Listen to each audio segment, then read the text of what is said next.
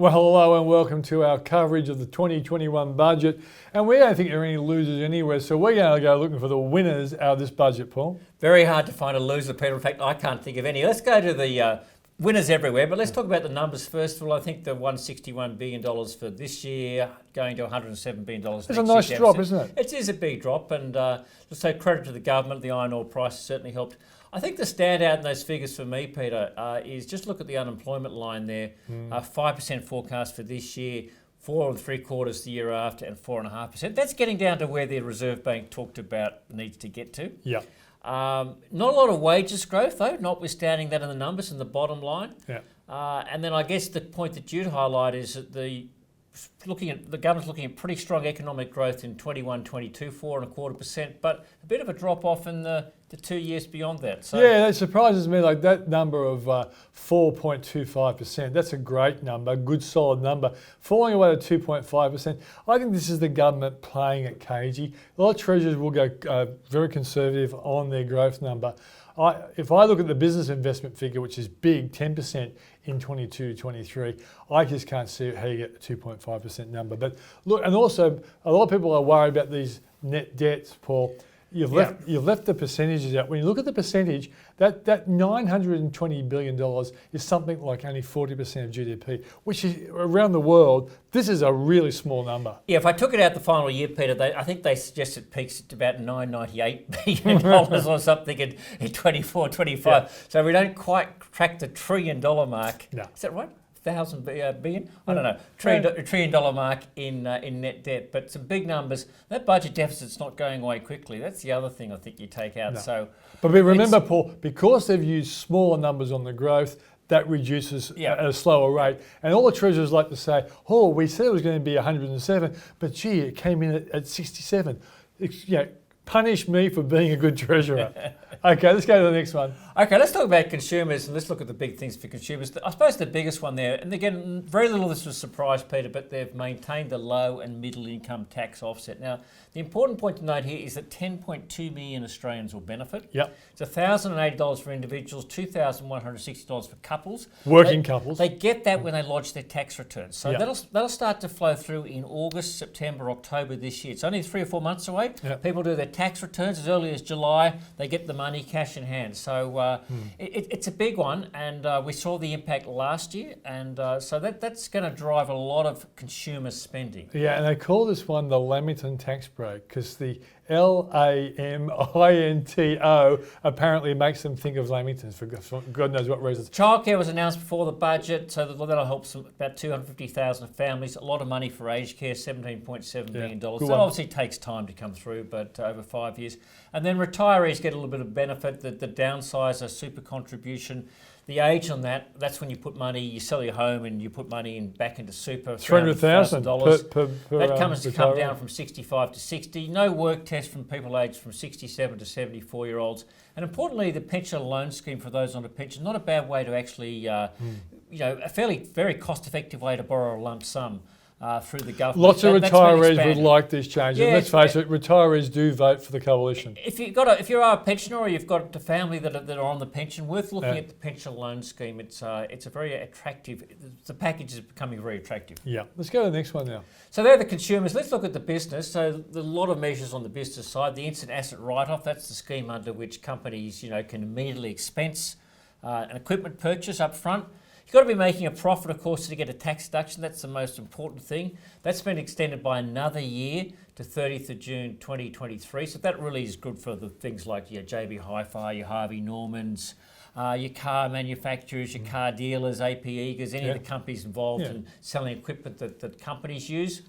The temporary loss carryback, that came in last year. That's also been extended by another year to this year, 2022. It's a good idea too, Paul. And that really allows companies that are doing a little bit tougher now, but in the past have paid tax, to be able to sort of offset the two and be able to drag back some of that tax. So drag back some of the tax they've already paid and effectively boost cash flow now. Yep. A lot of home building initiatives. In fact, there are 4 of them, Peter, but the one I just wanted to highlight here was the First Home Super Saver Scheme. That already allows young people to use their super to save for a deposit. Previously was capped at $30,000 that they could take out of super. That's been increased to $50,000. Yeah. I think, as you pointed out before, it's not the employer amount. They've got to put the money in first. Yeah. It's their own money going in as additional super contributions. Yeah. But as I said to a lot of young people, it's a no-brainer way to save for your home, right? Because if you save in a term deposit, you're lucky to get 0.5%, 1%. But this way, if you go into your super fund, you save in there, they're averaging 6, 7, 8%, aren't they? It's absolutely no-brainer way to save, Peter. So if you're in that age group or you've got dependent kids or grandkids in that age group, ask them to look at the First Home Super Saver Scheme. Yep. Okay, a lot of spending on infrastructure. That was announced, $15.2 billion over 10 years. Some new changes to the employee share schemes that will make it a little more attractive to issue shares to employees. And perhaps the two we didn't know about, Peter, the digital games. There's going to be a tax offset for digital games development. Now, it's the future, Paul. It's the future. Apparently, we're really good at it as a country. Yeah, we are. Now, it doesn't apply to gaming games. We're good at that too. Gambling games, I should say. We're good at that, but it's going to have to be the other sort of games. I'm not sure I know there are. I'm not a gamer, but this goes to the development. It's going to be quite attractive, and that'll do a lot to stimulate that industry. It's not games that encourage people to bet, but maybe to encourage people to kill people on these digital games. Killing people is okay. Killing's okay, gambling's not. Gambling's not, okay.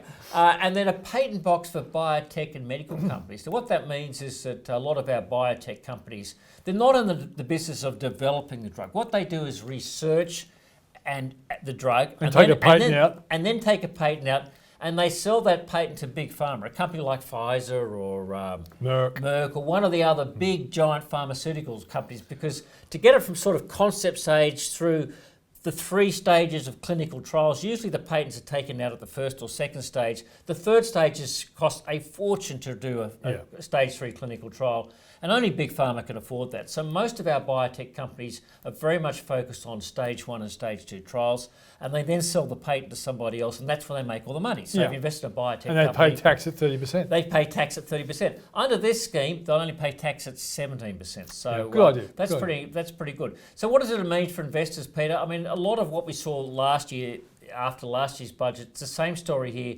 Good for the consumer discretionary stocks, companies involved in retailing, cars and other goods purchases by business and consumers, so your JB Hi-Fi's, Harvey Norman's, Wesfarmers, Eagers Automotive, and domestic travel, since we won't be able to go out of the country. That's right. Poor vaccinations mean that we have to stay here. Yep. Great for the local travel industry. I put down Endeavour Drinks, which is the spin-off from Woolworths, and I guess you could say that has some impact for the Coles business as well in the same area, because we know when a lot of the money that went into the economy last year found its way back into other items like alcohol, so it's good for those sort of businesses. Let's face it, you kind of think that the level of local celebration will be more permissible, and when we celebrate in Australia, we do tend to have alcohol, don't we?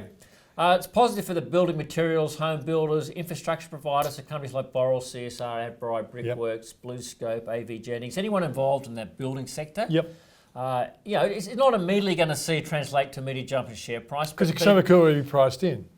And could already be priced in, but it's a good long-term tailwind, and that's, again, one of the things you want to look at for stocks. You actually want stocks with tailwinds, not headwinds, right? Correct. And so this is all good in a long-term capability.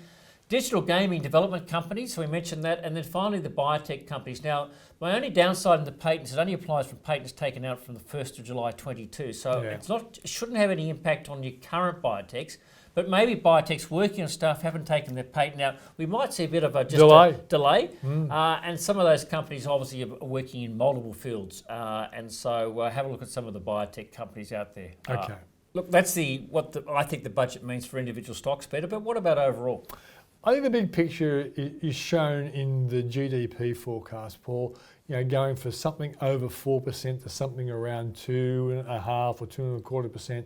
That I don't believe that. I think we'll be growing much stronger than that. And treasurers historically can be very conservative with their numbers, because it means that the ultimate budget figures that come out in the future look a lot better than they would be if they overestimated the growth of the economy. So I think it's great for the economy, and therefore be great for companies. It'll be great for the stock market. I think this is a budget that not only helps the stock market, but will also help the coalition get re-elected as well. So what are you calling the budget? I'm calling this a vote for me budget, because everything in this budget is saying and screaming out, vote for us, because an election's coming very, very soon.